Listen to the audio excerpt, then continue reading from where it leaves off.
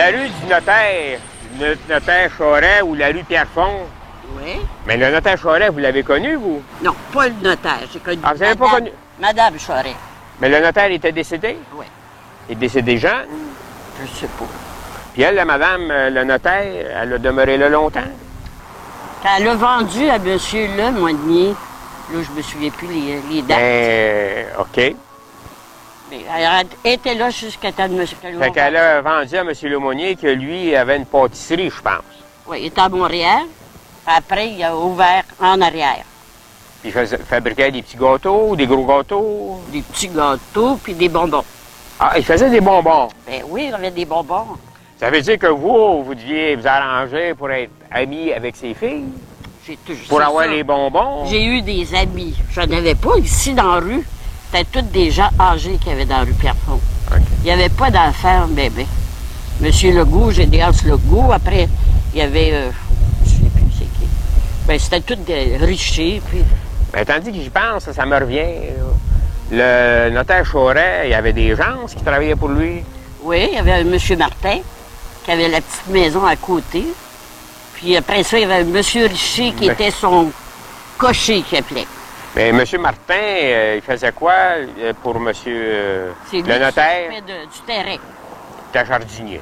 Oui, il faisait de tout. Un peu un homme à tout faire. C'est ça. Puis après ça, vous m'avez dit qu'il y avait M. Richer qui était cocher. Oui, c'était son cocher. Mais il faisait juste ça? Mais là, tu me demandes des affaires, j'étais petite, puis je n'allais pas voir qu'est-ce qui se passait. Bien, j'essaie de fouiller un peu dans votre souvenance, hein, on ne sait jamais. Là, le notaire Charest, c'était-tu un gars qui aimait ça, les chevaux, puis les voitures? Il y avait beaucoup de voitures. Il y avait une chaîne ici, là, c'était juste des voitures. C'est un collectionneur. Je sais pas si c'était collectionneur dans ce temps-là. Là. Quand on parle des voitures, on parle des voitures tirées par les chevaux. Oui, oui. Pas les voitures, pas les automobiles. J'ai pas vu d'automobile au château.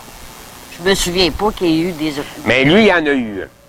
Il l'aurait eu vers la fin. Là. Oui, ben, il aurait été propriétaire d'une des premières voitures. Elle, je pense pas qu'elle conduisait. Probablement pas, mais c'était pas tellement la mode à ce temps-là, hein, que les femmes conduisent les autos. Sa rue, pour revenir à la rue Pierrefonds, ben, c'est lui qui a vu, je dis lui, le notaire, c'est lui qui a vu au développement de cette rue-là.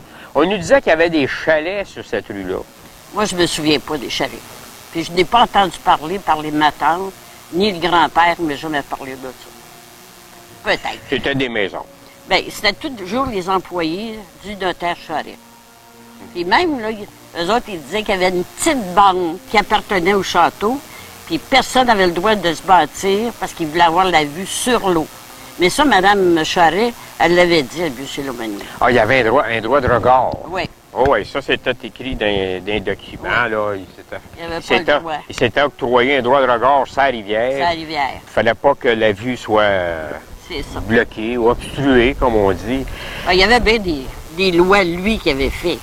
OK. Mais lui, il était secrétaire trésorier de la municipalité, du village, puis de la paroisse. Puis il a même été, à un moment donné, secrétaire trésorier du village de Sainte-Anne-de-Bellevue. Les réunions, ça se passait tout ici. Je sais que M. Barbeau, la petite maison qu'il y a dans la rue, là, il était secrétaire ici. Il était handicapé. Moi, je l'ai connu handicapé. Je ne sais pas s'il était... Vous parlez de M. Barbeau? Barbeau. OK. M. Barbeau, c'était la maison qu'il y a ici, là, dans la rue. D'accord. Puis, vous faites du bénévolat aujourd'hui au château Pierrefonds? Oui, monsieur. Ça fait longtemps. Vous avez commencé il y a quoi, 3-4 ans? Non, ça fait au-dessus de 25 ans que je suis là, comme bénévole. Mais avant, j'ai toujours fait du bénévolat. À l'école Sainte-Geneviève, c'est parce que j'étais présidente des fermières, on avait des parties du château dans le temps de Mme White.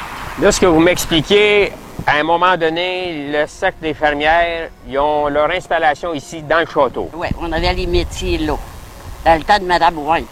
Puis Mme White, elle faisait? Elle gardait des enfants handicapés. Bon. OK, ça, c'était la vocation à ce moment-là du château. Oui. Après la pâtisserie, c'était Mme White qui a acheté. Puis après ça, c'était Mme White, puis après ça, M. Laplante. Oui. Puis qu'aujourd'hui, on appelle ça, c'est une résidence pour personnes retraitées. On dit âgées, mais on va dire retraitées. C'est mieux. Oui. Mais vous, quand vous allez les voir, qu'est-ce que vous dites? Je m'en vais voir mes amis. Ah, vos amis. Mais vous oui. dites pas que vous en allez voir les personnes âgées? Mais Non, pourquoi? Je suis aussi vieux qu'eux autres. Ah, vous êtes aussi vieille? Oui, j'en ai une là, qui est rentrée à 85. C'est une de mes amies. Mais dans le fond, elle est plus Elle est jeune. rentrée hier. Dans le fond, elle est plus jeune que vous. Pas tout à fait, presque. Ben écoutez bien, Madame Saint-Pierre, je vais vous laisser là-dessus parce que j'ai du travail à faire à la boutique ma boutique de menuiserie, évidemment. Alors, on va se revoir. Et je vous remercie beaucoup, ça va alimenter ma boîte à souvenance. J'espère. Parfait, bonjour.